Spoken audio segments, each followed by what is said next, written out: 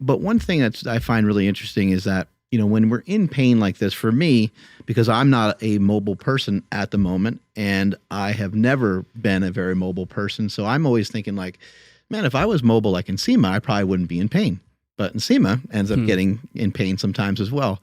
So when we have these like adhesions, like does that, is stretching going to be anything that's going to assist? Or you mentioned earlier, we're kind of taught like, diet and exercise, they're going to help fix everything. If I'm on a good diet and I don't have inflammation, then I should feel healthy. And if I'm stretching, then I should be mobile. Where do you sit on some of this stuff? So stretching, in my opinion, for the most part, okay, traditional stretching, the old park bench hamstring stretch or something like that, or the old standing quad stretch, something like that, or I'm getting ready to bench and I'm doing one of these. I love that one. Something like that. Can you even get your shoulders? No. Hurt myself. Oh, careful. Oh, there we go. Your face is getting red. Yeah, bro. I'm going to choke myself out. I was going to say, you're about to pop a tapping myself out. No, you could bench 856 cold right now. That's after right. that stretch. Mm-hmm. I'm Easily. ready. I'm ready. So obviously you know where I'm going with this, right? For the most part, it's absolutely worthless. Okay. And I'm going to preface this. I've told you the quote, and I really want everybody to kind of like pause the podcast after I say this and think about it. Okay. How many times it may have rang true for you in your life. I was watching the final episode of a show called Outer Range, okay, with Josh Brolin.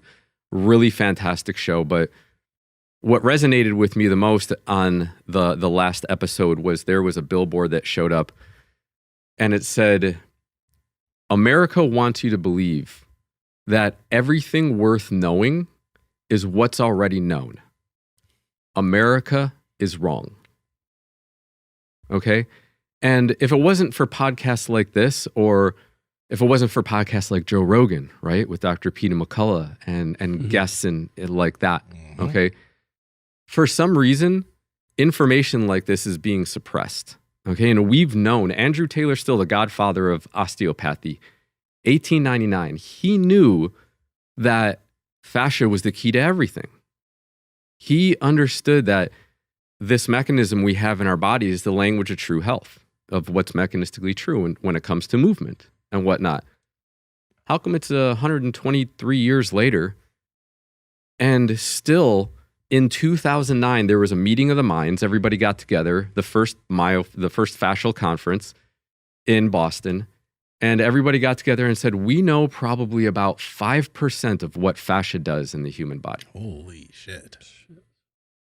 Okay, so it's like we know more about the Mariana Trench probably in the Pacific than we do about fascia.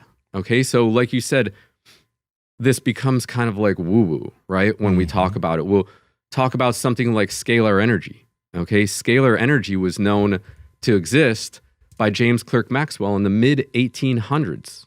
Okay, and then Tesla, so he was the godfather of quantum physics. Okay, everybody looked at his calculations and they said, you know what? Everything checks out. Scalar waves exist.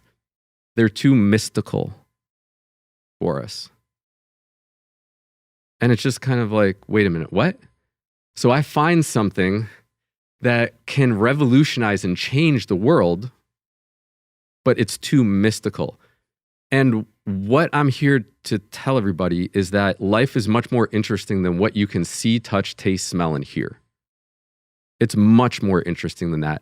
Why? Because I've worked with the human body for the last 15 years, and there are things that I feel that I can't put into words.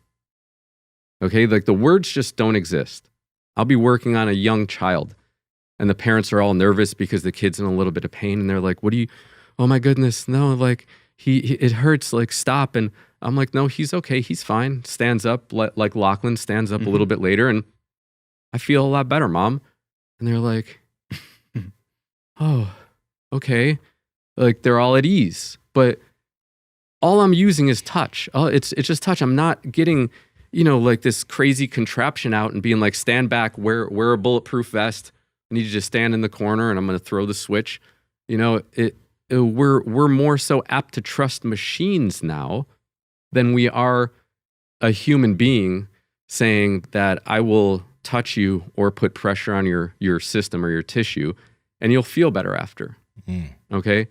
So when you guys both talk about how the work that I did, it didn't 100% take the pain away like that, but you're still able to move without a threat, further enforces that when you're working with the correct system, right? Yeah. When you take the body's sense of injury away, the health of the muscle doesn't really matter. It's just a dumb piece of meat, basically, doing whatever fascia tells it to do. And fascia's pain or fascia's problems trump whatever is going on with the muscle. So the muscle could be waving, white flags and being like, I'm fatigued and I'm adhered to and I got problems and please listen to me. And the fascia's like, well, the joints are good. Shut up. Okay. But then when you work on the tissue and you get the fascia and when the fascia has a real problem and you work on the fascia and you get those adhesions to go away and you free up the muscle and you free up the nerve, now all of a sudden we can move. And yeah, it might take a little bit. We found a pretty big kink in your armor, right? I showed you that one back exercise up against the wall with a 25-pound plate. And I was like, basically, you're just going to do 5 in each position, right? And I said, you want to go from one leg to the other. You don't want to take a break. I hate how everyone kind of just comes here and finds kinks. I'm just like, yeah. let's work this shit out. Yeah. And one of the biggest things that I find with the back more specifically is the back is geared towards endurance. I mean, even right now, okay, when we're just standing here, gravity's compressing us to the floor and our spine. I kept denying stuff as he was working on me. He's like, Nice. oh, what's this? I'm like, that's nothing. He's like, well, what about this? I'm like, same thing. I'm like, I'm fine. He's like, you feel okay? I'm like, I'm great. Yeah. I'm the normal one. He's like, no, this is like, you have disgusting tissue right here. No, I don't. Exactly. I'm pressing on his hamstring. I'm like, we got something over here, huh? And like his face is purple. He's like, nope. Okay, it's my imagination. I'm just making stuff up. And then, funny enough, later on, he was like, I felt that hamstring while I was squatting the other day, and I was like, yeah, I felt it. I felt it too. Yeah. So really, when it comes down to it, like I said, life is a lot more interesting than what we're being told in the media. It's a lot more interesting than what we're being told in medical textbooks or in school. Okay. And for me, my greatest teacher was first being in pain. Okay. And then getting rid of my own pain over time. And being a strength conditioning coach, I had the opportunity to work with people that were constantly getting hurt. I know you're enjoying this episode, but listen up. We partner with Merrick Health. They're a telehealth network owned by Derek for more plates, more dates.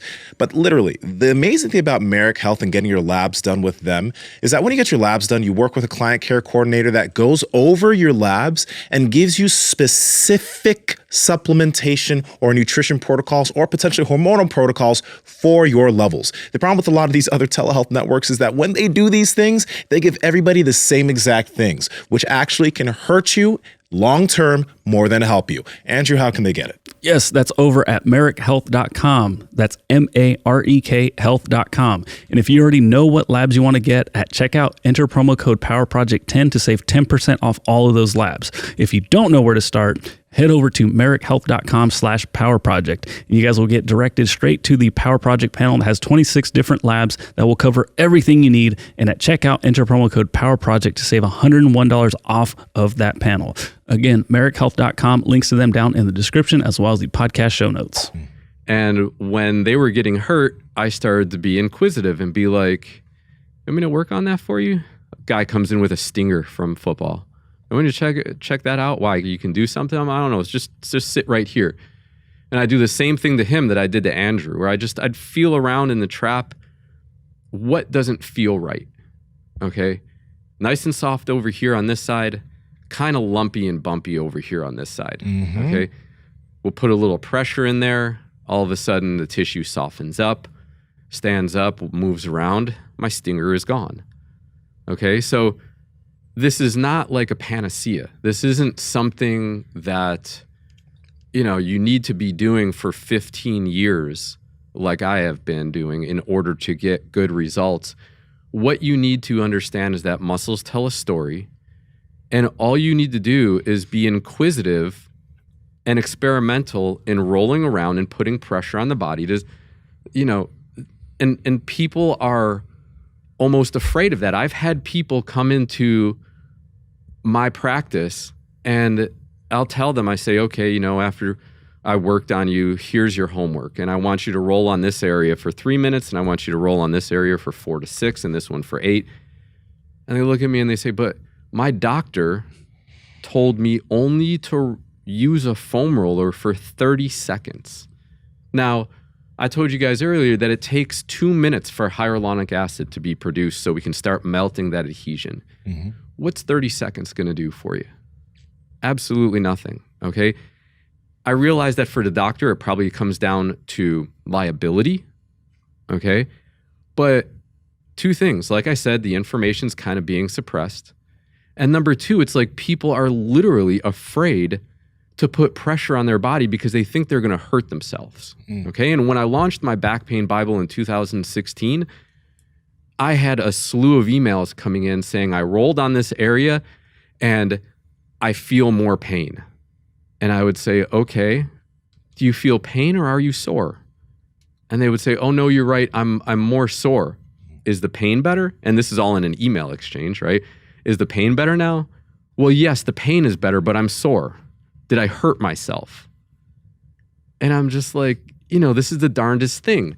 You take the person's pain away, but because they're a little bit sore, the first thing that comes to their mind is like, did I hurt myself? And it's like, the logic isn't lining up there. The pain is less. I'm a little bit sore from rolling on the tissue. So all of my books moving forth, I had to literally put a disclaimer in there and say, if you're sore the next day after rolling, that's because you released an adhesion or a chronic contraction of the tissue. And here's the darndest thing about fascia. It has an infinite ability to contract. Infinite. Okay? I mean, Mark, he goes to bed, his body's still exercising in certain areas. Okay? And when you start to get those adhesions to relax and the system to calm down and the fight or flight system to go away, it's kind of like if Mark was holding a coffee cup while he was trying to sleep, okay? And then as he fell asleep, the coffee cup would fall on the floor and wake him up. Okay, so he'll go to sleep and he's been sleeping, what you said, 4 or 5 hours typically? Something like that, yeah. Yeah. So 4 to 5 hours you're looking at, and every single time, that coffee cup starts to fall, he wakes up and he has to turn over because even though he's trying to rest, the body can't be in a restful position. Yeah, right? You were telling me like you lay on one side and you're like, oh, my shoulder kind of hurts. And then you're restless, you move to the other side. It might not even be stuff that I'm all that conscious of. Yeah. Because as an athlete, you suppress everything and you're like, well, that doesn't hurt that bad. Yeah. Right? And so you're in these weird positions throughout the night and you keep moving, and the coffee keeps spilling all over the floor. You're like, what the fuck's going on here? Yeah. You're confused and you just like, I'm getting old. I'm not supposed to sleep well anyways. Right? Right. Hey guys, I've seen that you guys have been commenting about how much you hate the whispering outro, asking you to like, comment, and subscribe. So I'm going to whisper again because I know you don't like it. So hey, I know we're bringing you some good content. So like, comment, subscribe, and share it with some friends so we can all help each other out. And maybe I'll stop whispering in your ear. Bye.